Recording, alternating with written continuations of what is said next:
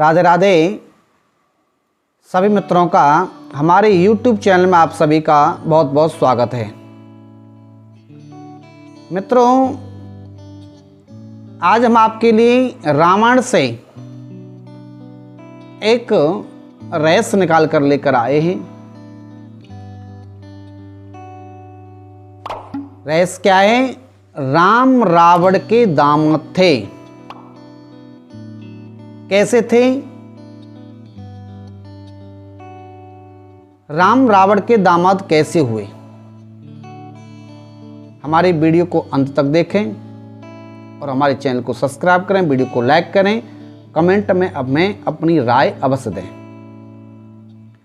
एक बार की बात है, लंका में अकाल पड़ गया। जब लंका में अकाल पड़ गया तो रावण ने ऋषि मुनियों से कर लेना प्रारंभ कर दिया। राक्षस ऋषि मुनियों से खून लेने लगे कर के रूप में। रावण एक दिन जंगल में विचरण कर रहा है। उसी जंगल में घृतसमग नाम का पंडित माता लक्ष्मी को पुत्री के रूप में प्राप्त करने के लिए एक घड़े में दूध चढ़ाया करता था रोजाना। रावण ने संतों पर आक्रमण कर दिया। रावण ने उस घड़े को उठाकर उसमें संतों के खून को रखना प्रारंभ कर दिया और उस घड़े को लेकर अपने महल में पहुंच गया है और सभी से कह दिया इस घड़े में विष है। एक दिन मंदोदरी ने रावण से पूछा किस घड़े में क्या है? तो मंदोदरी से भी रावण ने कह दिया कि इस घड़े में विष है, इससे अलग रहना। मंदोदरी एक दिन रावण के व्यवहार से दुखी हो गई और उसने मन में विचार बना लिया कि मैं आत्महत्या कर लूंगी। उसने उस घड़े को उठाया, सोचने लगी इस घड़े में विष है, इसको मैं पी लूंगी तो मेरी मृत्यु हो जाएगी। उस मंदोदरी ने उस घड़े से विष को पी लिया, लेकिन वो विष नहीं था, वह तो संतों का खून था उस घड़े में। इस कारण मंदोदरी के गर्भ ठहर गया। मंदोदरी परेशान रहने लगी। मंदोदरी को जब पता चला कि मेरे गर्भ ठहर गया है, अब ये सोचने लगी अब क्या हो।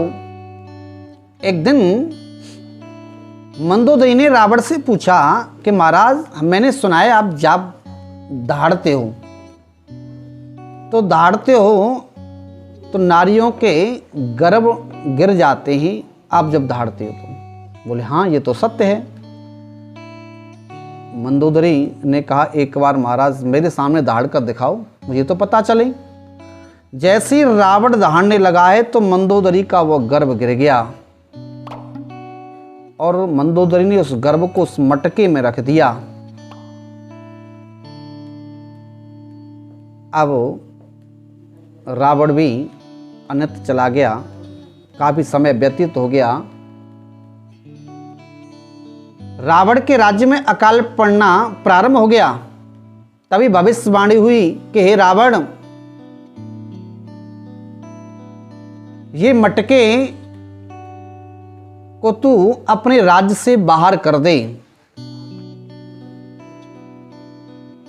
और इस मटके को बाहर नहीं करेगा तब तक अकाल पड़ता रहेगा।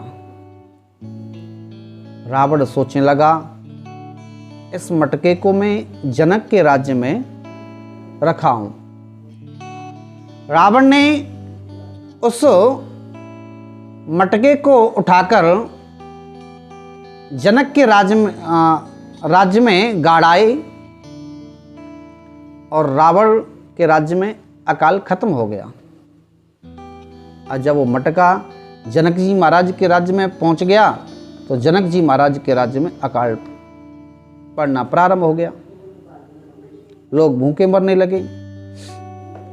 जब अकाल पड़ना प्रारंभ हो गया तो जनक जी महाराज बेचैन होने लगे।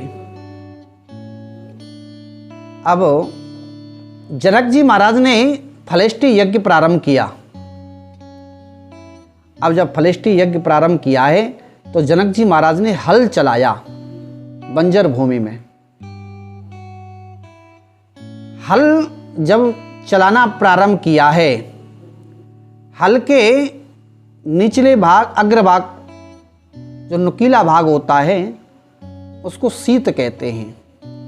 वह मटके में जाकर लगा और जैसे ही मटके में जाकर लगा है, उस मटके को देखा है तो उसमें एक सुंदर छोटी सी कन्या को जनक जी महाराज ने पाया।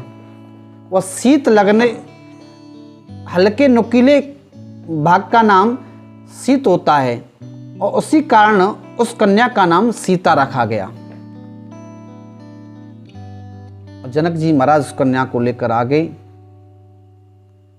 और उसी दिन से जनक महाराज के राज्य में अकाल खत्म हो गया और उसी सीता का विवाह प्रभु श्री राम के साथ में हुआ। इस कारण सीता मंदोदरी के गर्भ से पैदा हुई और इस कारण राम रावण के दामाद होते हैं। प्रिय मित्रों, कमेंट में हमें अपनी राय अवश्य देना और हमारे YouTube चैनल को आप सब्सक्राइब करें। हम आपके लिए बहुत सुंदर सुंदर जानकारी लेकर आते हैं, ग्रह क्लेश की, पारिवारिक संबंधी और तरह तरह के रहस्य। ये सब जानने के लिए हमारे चैनल को आप सब्सक्राइब अवश्य करें और वीडियो को लाइक करें और कमेंट में हमें अपनी राय अवश्य दें। जय श्री राधे, जय श्री कृष्ण।